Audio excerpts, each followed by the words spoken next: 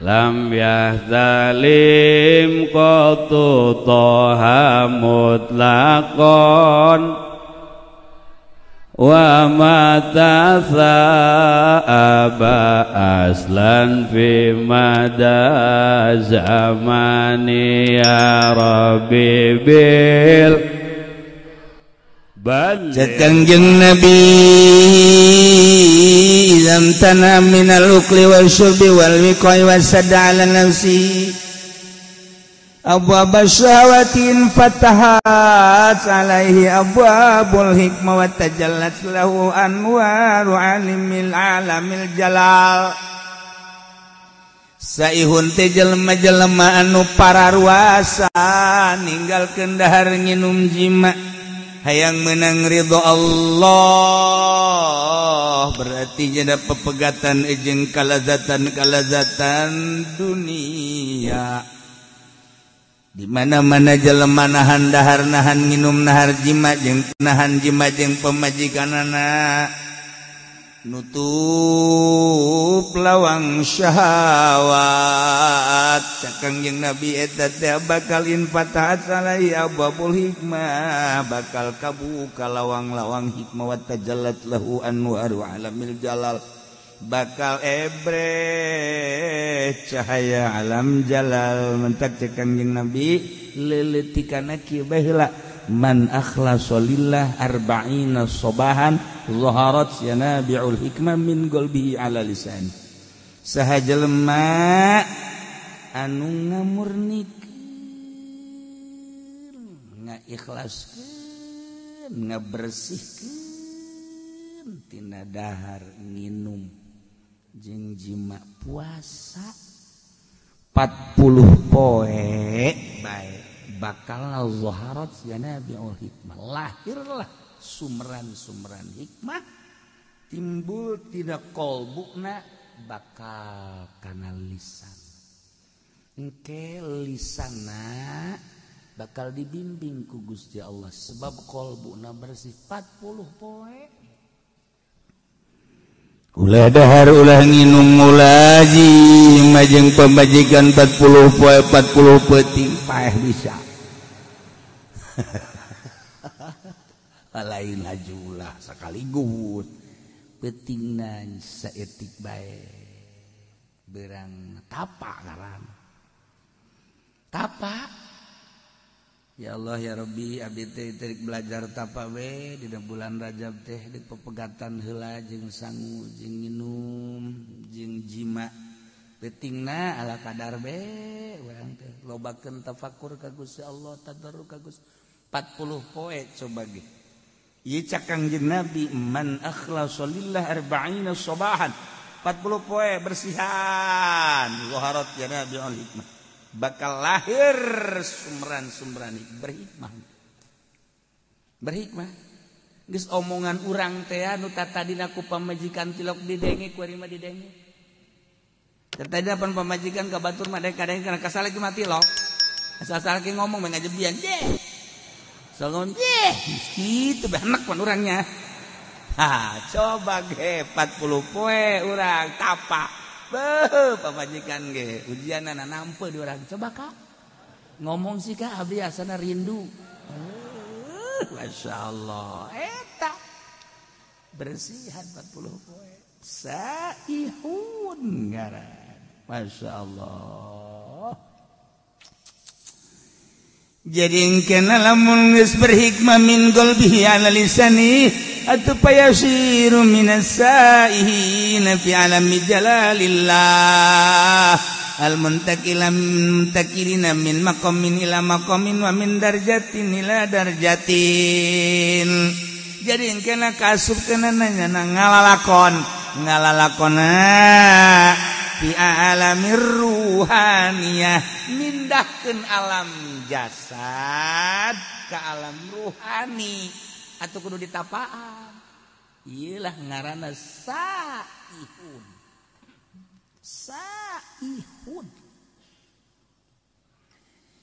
di Bani Israel baheula teh aya hiji perguruan di mana-mana asup kadinya guru ruhani kita puasa tapang ngaranna riyadhah 40 peting lanjut ku ari ge masih bala di Israel di Bani Israel asal geus tapa 40 peting deuleujeun degena berubah ambeuna berubah kuari geus jadi aya di alam ruhani hebat eta perguruan rohani mun kuari thariqah nu asli. Nah aya hiji jelema asup ka dinya eta teh bagi teh tukang zina lacut mabok aing asup ka perguruan ieu lah riyadhah nya 40 peting biasa bae cara itu sesuai jeung aturan guruna baturna lah lulus nya mah henteu batur lulus nya mah henteu dedeleuan batur geus beda dedengean geus beda perasaan geus beda nya mah tetep bae ngabaged laporan ka guruna cenah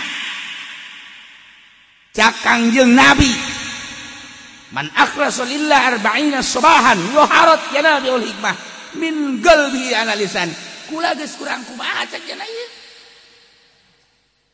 geus ninggalkeun lembur ninggalkeun dahar ninggalkeun nginum ninggalkeun jima tapi kok batur lalu lulus kula henteu mana ucapan Kangjeng bau nungtutnya na cak guruna tenang dipandian ku guruna pandian doa bareng guru bareng sia doakeun ku guruna di mana ieu sih kasalahanana menta ka Gusti Allah ya Rabb ieu budak teh hayang bener tapi ieu geus diriyadhahan 40 peting masih keneh di mana kasalahanana dibere ilham ternyata orangnya anak jadah anak zina bahkan indungna masih zina keneh jadi gangguanna ti indung gangguanna ti indung langsung didatangan ku guruna nyai wah order ya siapa tuh nyokan pakai sorban meren anggap order baik kecuali si eta los yaksi bangsa ada babernya lu datang teh pajadek mau order naon ieu kalengitan anak leungit cek anak kugu waduh tukang neangan order lain masalah gitu bi anak aya di pesantren kula di pesantren sanunita teh budak pondok aing mah teu sudi teu ridho oh paingan tuh kan jadi ieu budak teu nepi-nepi teh eueuh ridho ti indung ieu cek manehanana ieu anu jadi cikal bakal ngalanjutkeun perjuangan naon lah pokoknya perjuangan maksudnya perjuangan naon bisnis non migas oh ya anak kula horeng pesantren paingan kula teangan nu bae tah mah ridokeun bae nya binya ridokeun anak geus pesantren di imah di ditu bahkan geus 40 bener leungit geus 40 poe ieu ngajakan apa hayang sorangan manehanana hayang mengabdikeun diri ka Gusti Allah lantaran kaya miskin beungar nu kukumaha ge bakal paeh becek man lah mani ngabdikeun diri bae ayeuna riyadhah masyaallah teh budak ku suci-suci teuing pikiranana padahal dibere dahar tina hasil non migas tapi ya budak naon gitu jadi bagus itu diridokeun atuh geus itu sabodo jana deuk ibadah mah ka Gusti Allah balik deui geus diridokeun ngadoa deui memeh ngadoa cik anakna mama abdi kuari geus berubah pemikiran abdi dedelana indung tah gitu udah jadi urang deuk usaha mantek ngajenjes bae indung ditoler-toler mah urang dek naon indung tak indung pengabdian orang ke Allah tapi wasilahna kudu aya ridho gindu. Birrul walidain. Masya Allah. Cak guru date sia kudu perasaan we. Kuari mah geus dayang nanaon cenah hayang jeung Allah tah eta. Geus teu hayang diberenan teu hayang abi mah geus jeung Allah. Tah urang teh ibadah supaya datang ka dinya tah supaya datang perasaan teh jeung Allah. Urang mah dongeng doang pan. Atuh dongeng doang mah ria doh henteu naon henteu. Kita puasa Senin Kemis bolos. Kita puasa Rajab bolos. Kita puasa Ramadan hampir. Dekumaha. Asayun. Masya Allah. Indah ya ka makom ruhani. Kurang puasa beta puasa. Nyetikan tapi daharna, dahar mah dahar tetap minum tapi seetik. Oh, beda ge perasaan lain deui. Dedelan lain deui. Aju embung ka mana-mana. Embung ka mana-mana. Sayhud. Tuh kan? Ya kari. Lailah. Jelema mukmin anu bakal dibubungah ku surga 8. Nomor kahiji at-taibun, nomor kedua al-abidun, nomor katilu al-hamidun, nomor kaopat al-asaihun. Jelema nu pararuasa ninggalkeun kaladatan dunia menuju ridho Allah atawa talabatul ilmi ninggalkeun lembur demi untuk meraih ridho Allah melalui ilmu Allah. Teu asup salian teh ilmu Allah mah. Ilmu teh kan kabagi dua, aya ilmu dunia, aya ilmu akhirat. Nu dimaksud di ilmu akhirat. Ilmu dunia mah kacau bae. Ilmu dunia nama ilmu dunia nu lain ilmu akhirat. Ilmu dunia kacau ieu mah ilmu akhirat. Atawa guzat al-mujahiduna fisabilillah. Mantap Kangjeng Nabi Isa disebut Masih, Saihun Masih Isa al-Masih.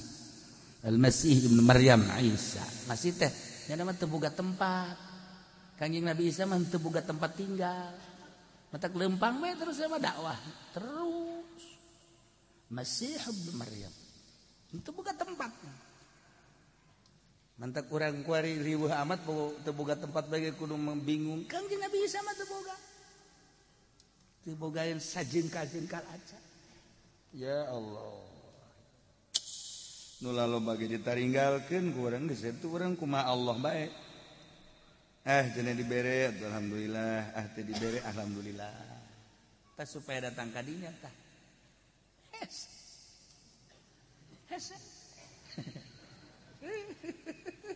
Karena balalener tuh. Budak jasana aing mah teu pernah ngawakafkeun eta ka masjid. Kok pajar wakaf bae. Ieu tuh bapak kolot wakaf. Atuh kunaon teu bebeja ka aing ka bapak kolot jigo. Kahayang aing bapak kolot ngawakafkeun teu bebeja ka aing. Geus aing masjid dijual. Masya Allah, kayak lain nambahan wakaf, pendahan ngejual wakaf. Lalakon telamun geus caritakeun alam ruhani, teh kapan kudu aya anu ngatur tentang ruhani ngaranna eta teh ilmu batin. Ngurusan ilmu zahir mah gampang kadeuleu ku mata tapi ngurusan ruhani mah anu bahayana jelema anu can usul ka Gusti Allah geus milu-milu ngurusan batur ngabeat tita zikir milu thariqah ka manehanana dengan catatan kena mayar maharna make emas goblok meureun. Ruhani sih make mahar hikmat mah geus kitu bae. Eta loba murid, engke teh abeh loba murid, aya loba murid bapan alhamdulillah balum mere. Salah. Atawa aing mah yang loba murid teh lain masalah aya dibere abeh agung abah agung aing kulobaan mangke. Salah. Lumantak mun encan usul ilallah ulah osok ngabeat batur. Sorangan nih heula. Sorangan geus datang ka mana perasaanana aju aya tanda jelema nu geus usul teh aya tanda minimal 3 tandana. Minimal geus teu bisa dibohongan geus ketika aya jelema nu ngasup-ngasupkeun thariqah saha guruna anu kan aya tanda aduh karunya amat eta takabur tu budak ngasup-ngasupkeun thariqah ieu cek janekeun ibadah ka urusanana aya syariat mah syariat thariqah mah lain kudu geus usul. Ya tuh usul ununya sama iwalti Allah. Pan aya tanda. Tangkal ge dipelakeun sirungan kadeuleu kurang sirungan. Aju kembangan kadeuleu jubuahan. Atuh sarua teh ge ku ahlina mah kanyahoan. Tah, ieu kan ku ari loba thariqah kajajaden. Main beat bae, make emas sekali beat 10 gram atau sapi hiji. Teu mah ilmu jurig teh bagus gitu mah. Atau nanti ceri bakalah asal balai bisa zikir be ulah atas nama thariqah setungtung make atas nama thariqah make aturan ikan dek mindahkeun alam tina alam jasad ke alam ruhani kan di alam ruhani urang urusan roh tinggalin ke bakalna jasad zikirna ge kan urang teh kuari mah zikir ruhani geus lain zikir jasad geus lamun zikir ruhani engke urang bakal ngelengan sebab asbab dibawa kana roh geus kudu anu ngabimbing ieu teh basuda asayahu jelema anu ngalang-lang buana berangkat ninggalkeun jasad ndek menuju ruh asayahu batak di manaan as-shaimun pasti atuh sorga ieu mah jelema sorga neangan guari urang teh anu bebeneran deuk ka Allahna anu lalampahanana teh lillahi taala di lembur urang teh angan kiai namun salat nu lillahi taala alamun ngazakat lillahi taala kiai eta lamun ngaji embungeun dibayar nya nama tilok make turga target lamun make turga target eta mah lain kiai nu kitu mah ngaranna ronggeng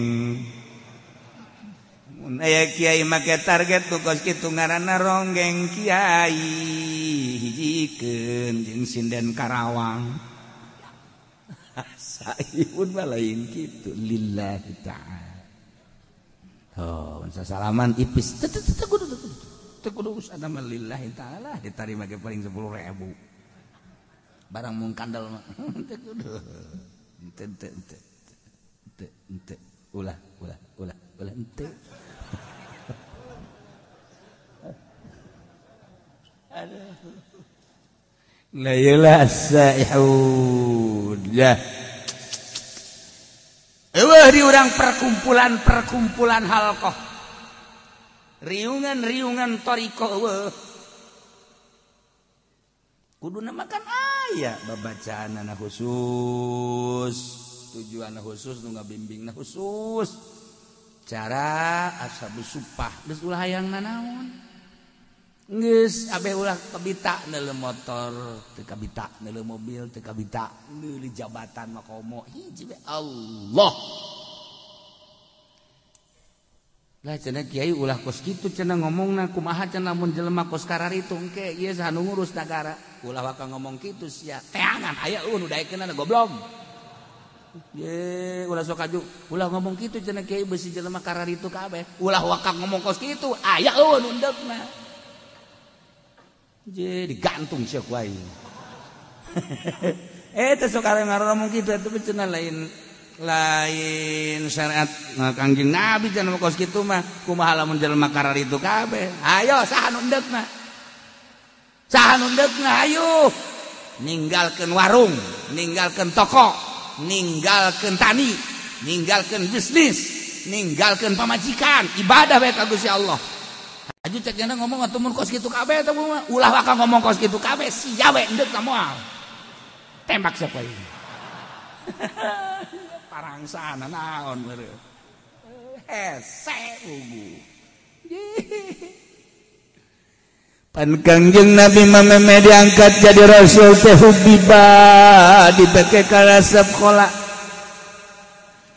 nyepi heula Kangjeng Nabi teh dibere embung babarengan jeung makhluk jeung jelema teh dibere embung ngadenge suara-suara jelema teh dibere tebet tangah hiji jeung jelema teh hubiba ilayal khala resep nyepi datang ka Kangjeng Nabi teh naik ka Guha Hira sorangan memeh diangkat jadi rasul teh mawa bekal Kangjeng Nabi teh Zamzam ala kadar roti ala kadar korma ala kadar pertama Kangjeng Nabi teh di ditu teh kan saminggu naik deui ka ditu teh jadi 12 poe naik deui 15 poe dibere resep nyorangan di Guha Hira teh eta gunung teh can pernah katincak ku jelema Kangjeng nu ngamimitianana masyaallah ibadah bae ka Gusti Allah teu hayang ngadenge jelema suara-suara studi ka Gusti Allah lempeng ka Baitullah ibadah tahanus ngaranna dibere resep kos kitu nu mah tak wajar lamun malaikat Jibril datang sebab keur nyorangan urang mah kuari can pernah riadoh di pondokna ge di pondok modern boga jaringan organisasi barang datang ka imah deuk urusan agama ti mana horeng tai podol sero teu pernah tapa ieu di pondok pesantren Salafiyah bae kuari geus unu tapa komo di SMP lain soreng senawiyah maksudnya lain ulah tapi lain di urusan agama tama administrasi ulah dipotong atuh kiai sekaligus ngomongna ke admini jeung terasi kan jadi beda ubaing bae aing ngomong tah engkena jadi kada demes kana dunia kada demes engkena kada dunia lah cenah kiai henteu ieu mah deuk nyeun pondok pesantren modern tapi teu kada demes kana dunia nonggeng aing mana jelemana beungeut tak kos kumaha kiai Salafiyah hese ngariung asal teh dibere berkat bae haju bae ngahiung ulah sok kasinggung iya mah nyaritakeun lain nyinggung hese maksudna hese mantak neangan kiai nu asup ka Golkar lillahi ta'ala mana coba kiaina mana sia asal teu ikhlas atuh mal beres maksudnya ulah lain ulah berarti hese itu kelihatan hese atau mangga bae eta mah henteu cenah nu di NU mah ikhlas mana bangetna banget mah ikhlas kumaha emang lain ge henteu cenah nu di HTI mah ieu mah dina di huruf dah maksudna kumaha kieu kudu riyadhah heula geus beres hasil riyadhah ke teu hayang kana dunia nafsuna geus bisa dielehkeun hasil riyadhah hiji wari nu dideuleu agama mangga deuk dicing di NU macang caya ndek boga organisasi mangga ndek di HTI sekae ndek di hurud pege di Muhammadiyah sabodok geus ikhlas jasa aja deui mah dek di Golkar bae lantaran ieu mun kiayan mangga asal ulah resep geus kana dunia demi agungna bangsa jeung negara aing dek cicing di Golkar aing dek nyieun yayasan teu hayang aing mah kana dunia ieu mah bener-bener ngadidik atuh mangga tuh kan hasil riadoh heula ke karasana mahnit jelema lamun geus tersep kana dunia urang hayang deket tapi lamun resep bae kana dunia urang embung okos ka Habib baheula mah urang resep jasa ka Habib teh lantaran teu resep dunia ya sing iki mah mengkonon ka kiai deh ka kiai ka guru baheula mah kan diajeng-ajeng mama sumping kuari mah itu guru datang deui karena ke minggu kamari ku geus datang deui bejakeun aing gitu geus teu hayang kapake jeung guru goblok ulah disalahkeun habibna ulah disalahkeun kiaina nu disalahkeun kepribadianana cinta dunia ajakan ngaji ku kabehan nongkrong sapeker dulur ayo orang ngararaje hayang ngararaje teu hareangeun masyarakat kunaon lain dek ngaji di benak hatina hayang dibere di benak hatina hayang meuli ban setipan pun siang hooh bersihan riadoh ngaranna sok geura di gunung urang cicing udag ku jelema di leuweung urang cicing di udag ulah aya hayang dibere ulah hayang dunia hiji Allah as-saihu puasa tidak harta gini mah gampang tapi puasa ulah hayang dunia mantak lamun hayang lu sahabat datang ka Kangjeng ya Rasulullah kenal abdi mah ieu teh hayang luhur mungguh Gusti ibadah abdi hayang dihormat ku jelema ulah menta ulah menta dihormat ku jelema satungtung sia menta moal dihormat jeung bakal dijauhan ku jelema kok situ sia Rasulullah sebab dunia dipakai karesep ku kabehan siana resep atuh besi kacokot kan ku sia usahakeun sia ulah menta bahkan batul mere ge ku sia ulah ditarima coba ge mun teh diudag bejelema coba abdi rek meraktekeun dipraktekeun ku sahabat teh masyaallah datang ka ngarumpul di sisi imah ya ini kamarana ieu kula ieu mawa ieu korma ieu mawa roti ieu mawa ieu hayang kadahar henteu aing mah teu hayang geus hayang ari teh henteu imah hayang kadahar bae antri jelema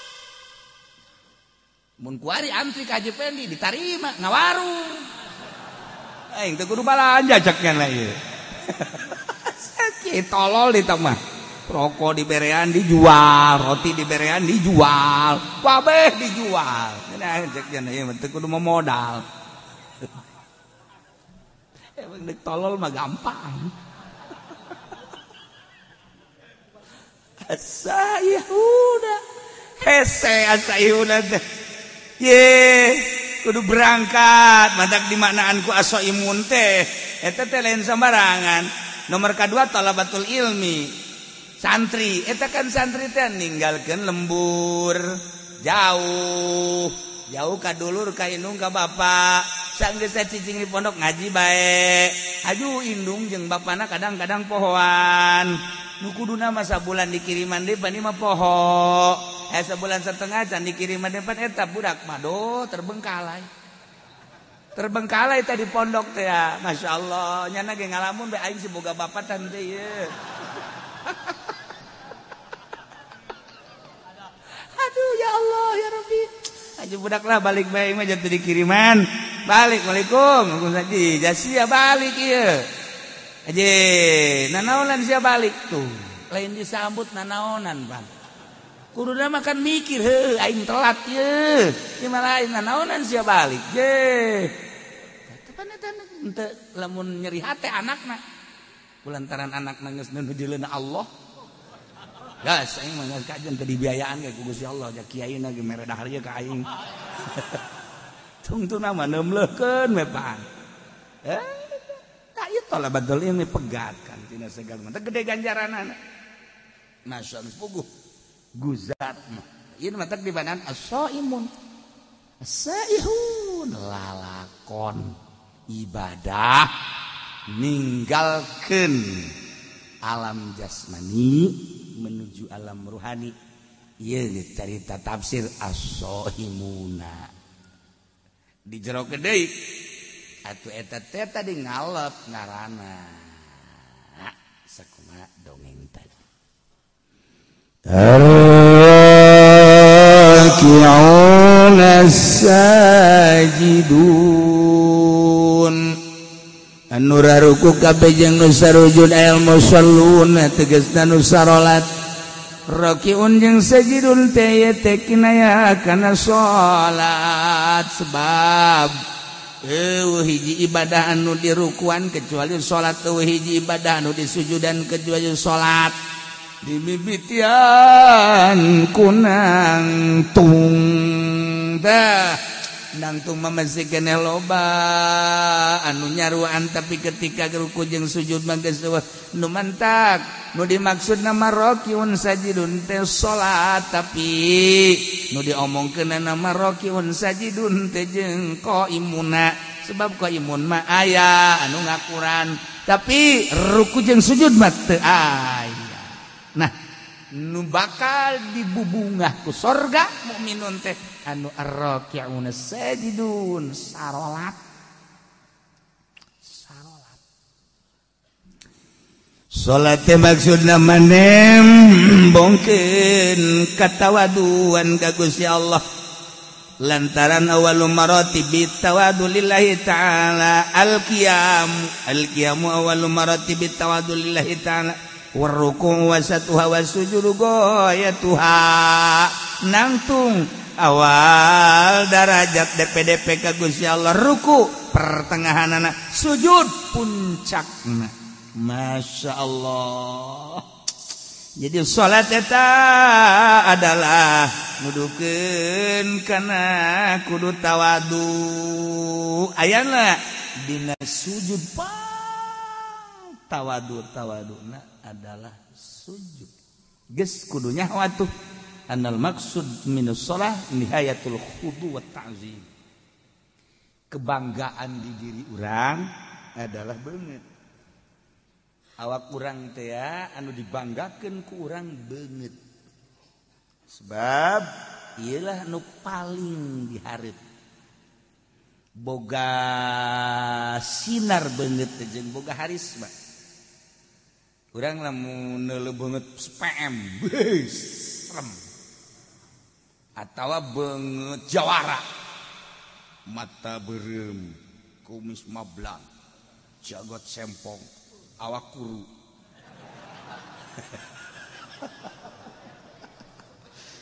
ceking teh eta kan urang sieun namun kuru jasa lamun lintuh jasa eta sieun. Tapi lo biasa-biasa mah awak kan teh sieun. Ieu mah kuru jasa tapi kumis gede sieun urang. Ieu jelema normal teh sieun. Morpinis. Sieun. Tah. Iya. Ya, jadi kebanggaan. Beungeut eta jadi kebanggaan. Jelema pang takabur teh jelema nu teu daek sujud. Sebab ieu lah teu daek diantelkeun kana taneuh. Saat si kasep, saat si ganteng, saat si gelis, saat si hebat, tetapi manehanana daek wudu kemudian salat Allahu Akbar diperhatikan kan ku Gusti Allah nangtung awal maratibit tawadu rukunya na Masya Allah begitu sujud beungeut nu sakitu dimumule jeung mulyana tapi dia diantelkeun kana tamu nu mentak pang hebat-hebat nama urang lamun salat di kamar nu hebatna langsung antelkeunana kana taneuh. Di masjid mah eueuh pan kuari mah taneuh. Eueuh kuari mah marmer. Sakitu di marmeran kita teh kusu. Heueuh urang mah ke samping pang bagusna pamer. Pamer teh urang kita mah tamer. Urang tamer nyana pamer. Urang mah tamer nyana mah pamer, pamere maksudna.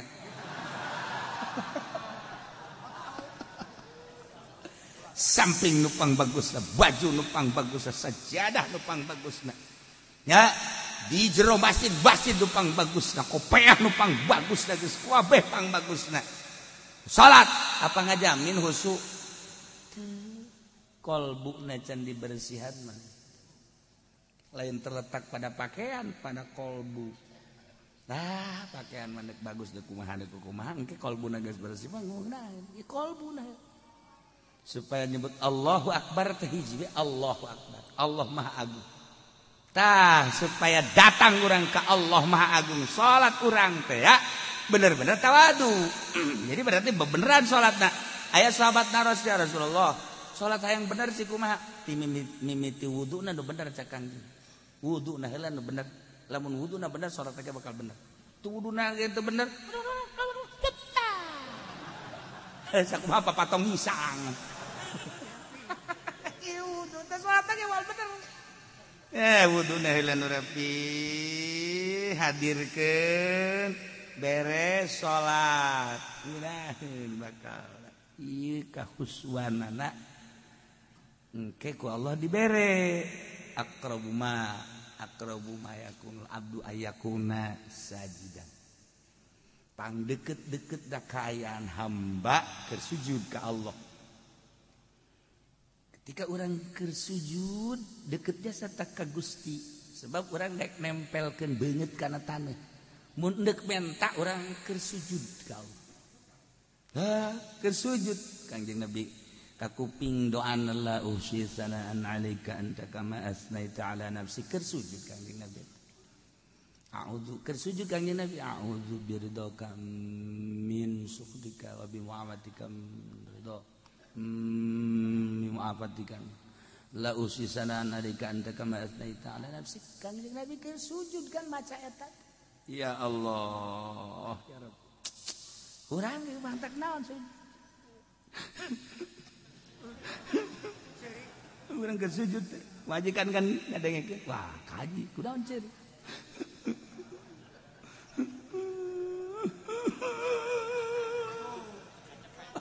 Majikan ge bagdana milu. Milu nya ge, milu ceurik.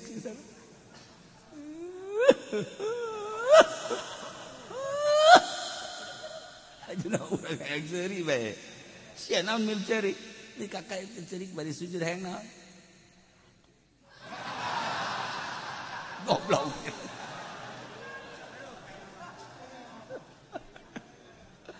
Eta keur sujud urang naon kabutuh urang. Masyaallah ar-raki'un as-sajidun salat. Beungeut tuh sakieu mulyana dimumulai ku urang tapi daek dipakai sujud enggak sorga. Iyalah ar-raki'un as-sajidun. Masyaallah. Al-amiruna bil ma'ruf wan nahuna 'anil munkar. Urang nu nyaritakeun salat nya. Ieu keur carita we heulanan Sayyidina Abu Bakar Siddiq radhiyallahu salatna 2 rakaat nya nama penting. Sholli sunat tahajud rakaatin Allahu akbar 2 rakaat doang ngan saquran.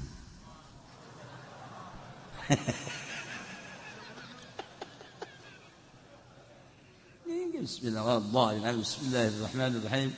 Alif lam dzalikal kitab la raiba fihi lil muttaqin alladziina yu'minuna bil ghaibi. Ruku engke wal yatalattaf wala yushriku ahada. Allahu akbar. Rakaat kedua wal yatalattaf datang ke qul a'udzu birabbin nas. Sayyidina Abu Bakar Siddiq radhiyallahu. Sayyidina Umar salatna sarua 2 rakaat saquran. Sayyidina Utsman mah sarakaat saquran. Jadi 2 rakaat teh 2 Quran. Ulah loba omong anu sejen nya. Ieu mah urang asa urang nyaho bae mah heulanannya. Ulah loba omong eungap kadengena. Lu bentak Sayyidina Utsman mah gelarna ge Zinnurain. Zinnurain teh ngabogaan 2 cahaya sebab nikahna ka putri Kangjeng 2 diborong Sayyidina Utsman. Ye, Ruqayyah pupus nikah ka Ummu Kulsum. Tak Ummu Kulsum pupus nikah ka Siti Ruqayyah. Eta Sayyidina Utsman mentak ziduren perintah ku Gusti Allah ti Gusti Allah kawinkeun deui ka putra anjeun Muhammad sebab naon salat tahajudna sarakaat saquran jadi 2 rakaat 2 Quran percis kos urang gitu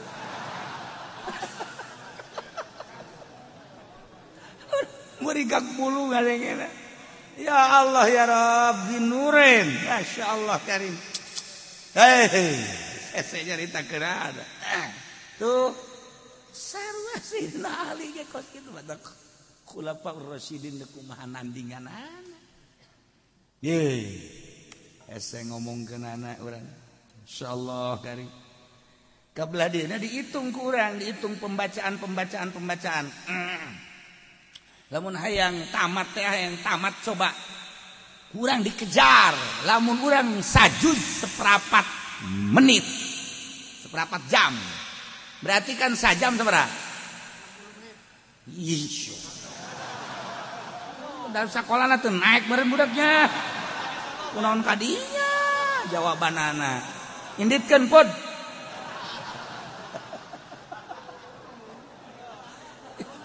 jadi berarti sajam seberapa 4 juz sajam 4 juz jadi lamun 60 juz teh ya lamun 60 juz sabaraha jaman eta keur dikejar ku urang teh saparapat jam nah lamun hayang rineh kan setengah jam urang sajud teh setengah jam sok geura baca ku urang setengah jam kula masuk ngitung cek aing maca Quran coba ye lamun dulu lamun saparapat jam wah bisa ngabuncal-buncal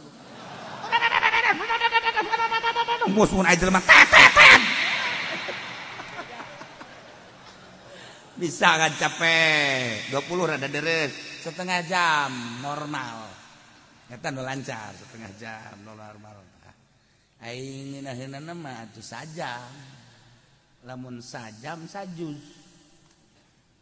atuh berarti lamun hayang 60 juz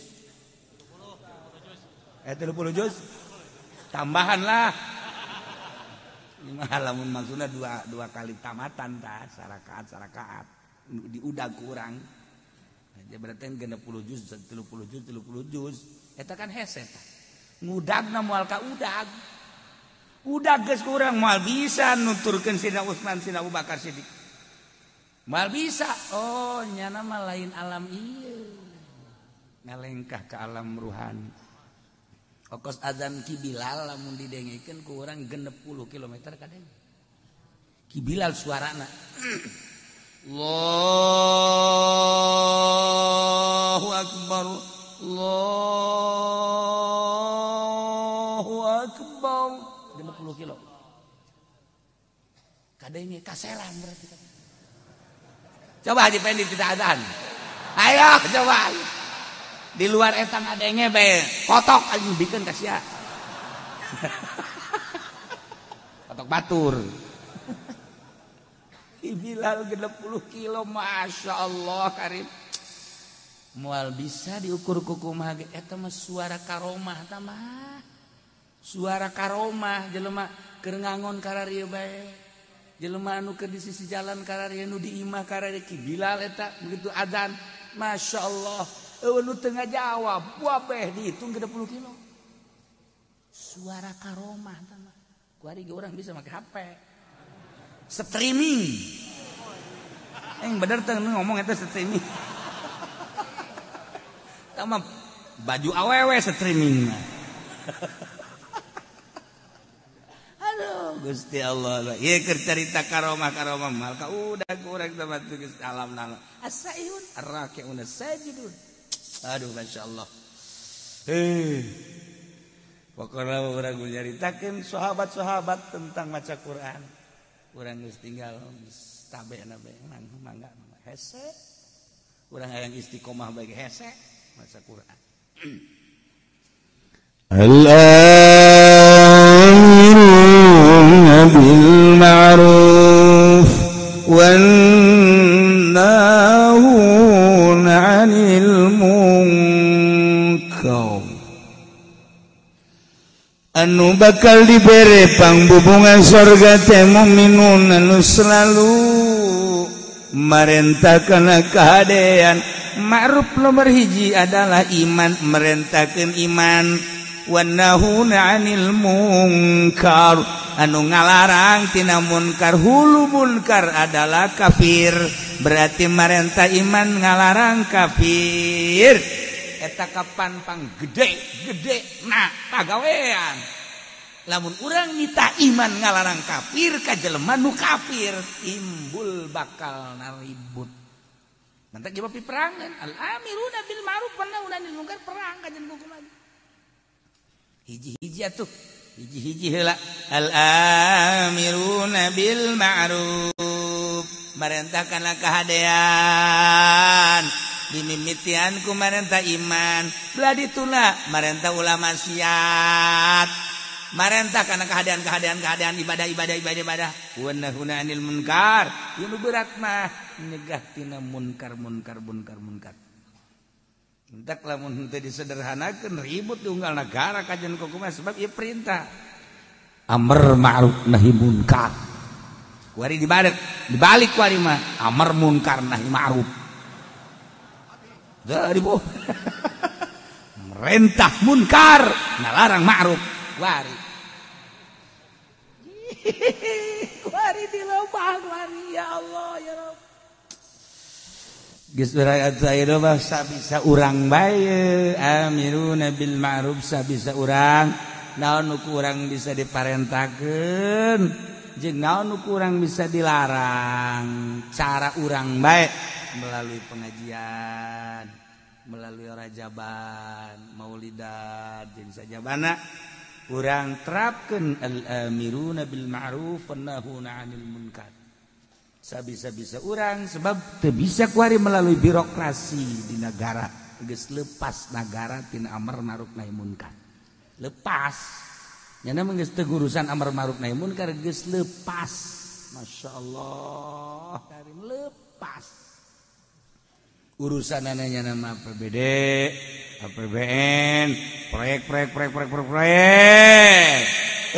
urusan agama eueuh sebentak ditegoran ku Gusti Allah banjir angin gempa tegor ku Gusti Allah ulah kamalina anteuing sia teh hari rub teh marukan kumaha kos pangeran bae sia aing langit aing bumi aing sia aing Quran sia ditoler-toler aing na aya sia nagana nyeun aing podaran sia ko ieu dialingan ku Allah elingan deh ku Allah ayo gempa elingan deh angin orang zikir teh keur waktu aya gempa bae subhanallah subhanallah subhanallah eureun bae gempa seserian deui banjir subhanallah subhanallah masyaallah la ilaha illallah la ilaha illallah la ilaha illallah la ilaha illallah eureun bae banjir eureun deui sak Allah teh banjirkeun deui kitu ku aing ieu ditahayu ibadah ka Gusti Allah. Jadi pamarentah da eueuh bae deui nu nitah. Eueuh nu nitah kembalilah kepada Allah. DPR teh endahan pasini be, jeung pasini. Hayu nitahan coba tuh. Ditahan babalik ka Gusti Allah lobakeun istighfar. Jadi urang ngeunaheun gitu tang ngadengena. We nu ngahayu-hayu kejadian alam. Asal banjir kejadian alam. Gempa kejadian alam, angin kejadian alam, kabeh kejadian alam. Kanu bogana kaditu. Masya Allah. Ya al-amiruna bil ma'ruf wan nahuna 'anil munkar wal hafizuna li hududillah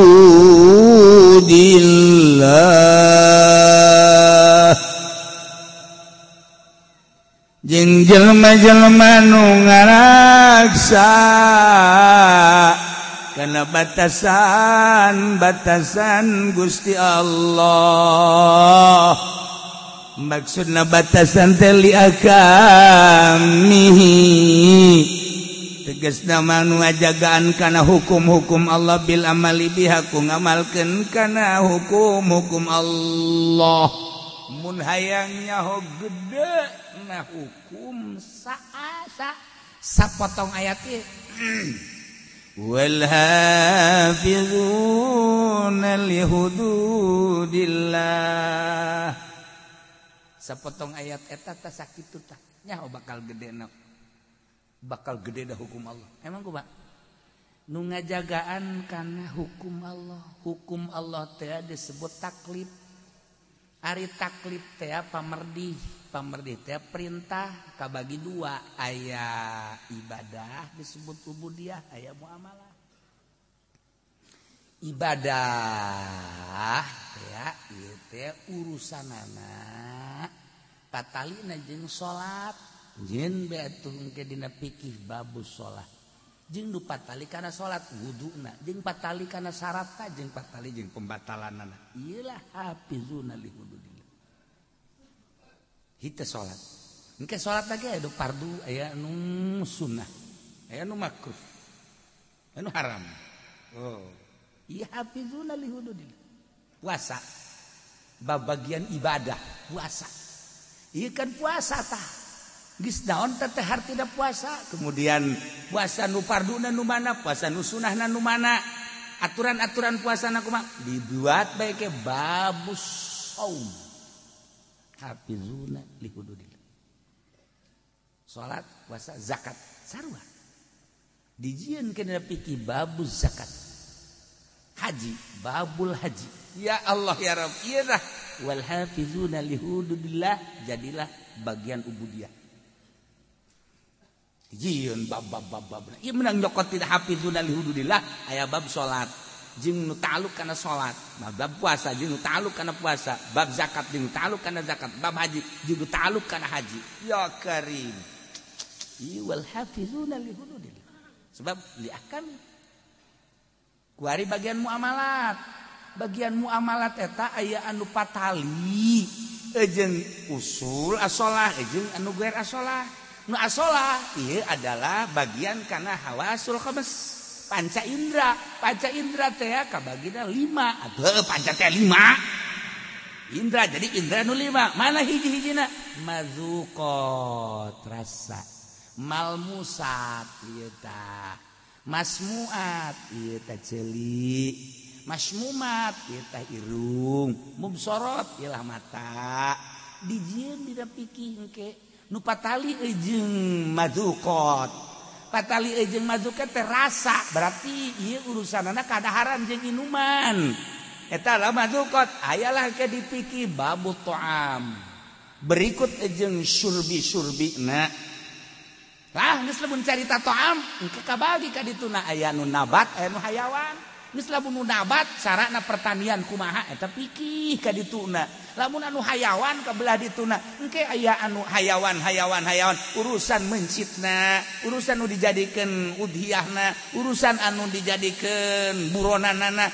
jeung sajabana dijieun engke babna tina mazukot jokotna masyaallah isa potong ayat wal hafizuna li hududillah malah geus setengah magrib ayo sia mazukot tadina pikir teh lamun urang ngarti mah ya ngarti oh iya babu ta'am oh bazukot berarti muamalah oh huluna namun urang nyaritakeun ieu teh babu saum oh ieu teh bab ubudiyah ngaranna tina wal hafizuna li hududillah berarti patali jeung puasa ubudiyah bedana muamalah jeung ubudiyah naon ari muamalah mah limaslahatin mar'iyatin lidin lain gitu lali maslahatin dunyawiyah ari ubudiyah mah lain ka maslahatan bangsa dunia lain ka maslahatan bangsa do bal libasohila mar'iyah din balik ka maslahatan agama ubudiyah jadi nyaritakeun ubudiyah mah nyaritakeun ka maslahatan agama ujung-ujungna akhirat langsung ka bajang patalina jeung urang mah doh disebutna urang nyaritakeun salat urusanana pribadi urang jeung Allah. Urang nyaritakeun puasa pribadi urang jeung Allah. Urang nyaritakeun zakat pribadi urang jeung Allah. Urang nyaritakeun haji pribadi urang jeung Allah. Tah eta ubudiyah ngaranna urusanana pribadi urusanana jeung akhirat. Tuh urusan dunia. Geus teu urusan duniana engke patalina teh mah jeung hukum di mana-mana ka urusanana mun ngacaukeun karak aya sanksi. Muamalah mah urusan dunia. Ya, nu tadi tah madukot tina cicip rasa. Berarti kan urusanana dahareun inumeun. Kuari malmusat teh nu diragap. Nu diragap teh baju, taragapeun malmusat. Geus mana nu haram dipake jeung mana nu meunang dipake ya baju, pakaian. Asupna malmusat wal hafizuna li hududillah. Aya aturan. Anu dipake ku urang teh aya nu haram, aya nu halal. Kitu keneh barang-barang malmusat, sendok, piring, pinggan, jeung sajabana barang-barang dapur, mana nu halal jeung mana nu haram istimalna. Malmusat karana. Termasuk awewe papa. Mana nu haram ditoel jeung mana nu wajib ditoel. Sia masa kos kitu behudang. Dan aya nu haram ku urang diusapna malmusat tah dengdeungeun. Aya nu meunang ku urang dicekel ka anak atuh ka dulur mah haram. Aya anu wajib ku urang dicekelna lamun nya anak ku urang ngagusur bae ka ieu geus teu kuat jasanya. Urang geus teu make calana ieu kula ieu. Tah eta. Ih, eta malmusat ngaranna tah. Eta berarti kan babna bab wiko. Bab jima, geus lamun bab jima marana malmusat. Kadituna eta kan berenana kudu aya bab nikah. Geus lamun aya bab nikah nu ta'alluq kana nikah, babna engkena mahar, bab imah, bab kitu napakah. Tuh dijieun dan pikir tina malmusat. Kabelah dituna engke anu muzilah lin nikah anu ngaleungitkeun kana nikah tolak berarti engke kadituna tolak teh kabagi-bagi tolak bain kubro dan sebagainya. Engke kadituna aya anu ngaleungitkeun dengan cara sumpah ilah dengan sumpah zihar dan lain sebagainya. Eta pikir di huluna mah wal hafizuna li hududillah patalina jeung malmusat jieun babna sabaraha puluh kitab. Wal hafizuna mal anggeus datang ka magrib. Malah ayo sia karake madukot nomor kedua malmusat.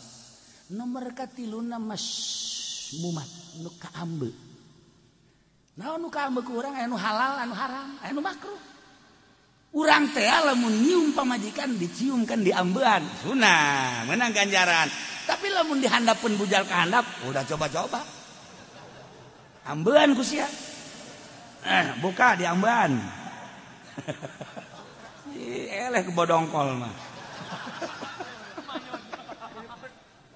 Tah ieu bos kumaha teh aturan-aturanana. Dibere dijieun babna dina fikih ya karim. Doh mazukot, malmusat, kemudian ayeuna mah masmumat. Kuari masmuat nu kadenge ku ceuli. Mana nu meunang didenge cek fikih, mana nu haram didenge, mana nu makruh didenge. Kitu keneh mun sorot, mana anu meunang dideuleu, mana anu haram dideuleu, mana anu makruh dideuleu, geus diatur dina fikih. Ieu sakadar wal hafizuna li hududillah. Eta keur katali jeung asolah kuari patali jeung tabaiyah. Tabaiyah teh urusan muamalah ngan bangsa tabai. Nah ieu teh urusanana aya anu hak milik kejadina, aya anu luar milik. Milik aya anu jadi milik. Ya, dengan sendirina aya anu wajib jadi ngamilik ku jadi sabab ku jadi naon kitu ngaranna dibere aya dan lain diatur jadi milik ku sebab jual beli B ngaranna dijieun engke dina fikih babul bae. Kabelah dituna B teh aya bae bil ain wa ain bil ain benda jeung benda aya anu daen bil ain aya anu ain bidaen aya anu daen bidaen nu mana nu meunang jeung nu teu meunang geus diatur nanti. Ngajual daen bidaen hutang kana hutang teu sah. Ngajual kuari urusanana ain bidaen bizimah kredit anu dua harga teu sah. Geus diatur ku agama. Wal hafizuna li hududillah. Geus diatur ka. Kabelah dituna engke aya anu urusanana rohnu, urusanana ijalah, urusanana bab muamalah. milik anu ngabistikeun kana jadi milik ieu urusanana waris tina waris ke jadi tina ahli waris ke jadi hibat jadi wasiat yang sajabana di dieu bab ieu tina wal hafizuna li hududillah. Masya Allah karim. Nah kabladieuna aya hak gonimah fae dan lain sebagainya. Eta teh kakarage kasupkeun kana jalbil manafi. Sedengkeun kabelah dituna daril mafasid. Dua hukum teh lamun teu jalbil masoleh daril mafasid. Urang carita keur jalbil masoleh sakitu panjangna. Sabaraha puluh kitab sabaraha ratus jilid. Bab-bab bae tadi tangges pohara tah. Lamun ku urang diatur rinci sedemikian rupa bakal nyaho urang. Oh, panyokotanana ieu ti dieu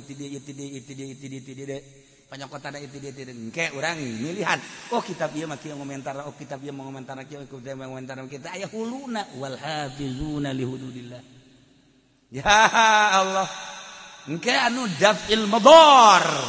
Nah, daf'il madar teh ya urusanana aya anu hifdzul nasab, hifdzul mal, hifdzul ansab, hifdzul ukul.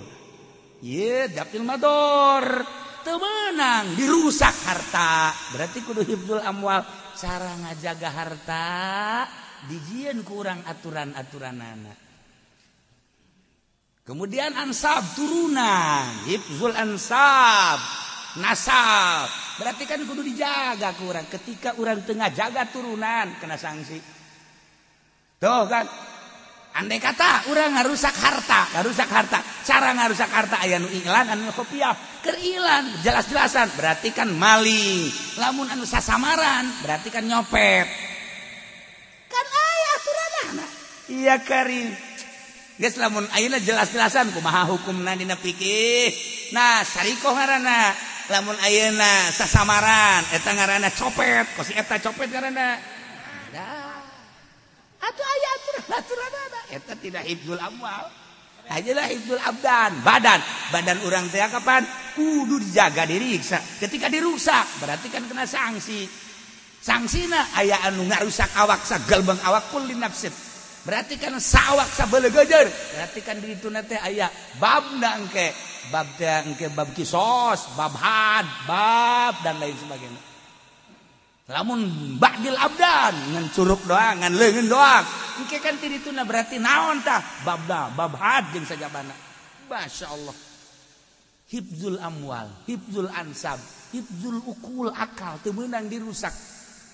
Dengan cara kumaha bae akal dirusak teh mabok narkoba kena sanksi.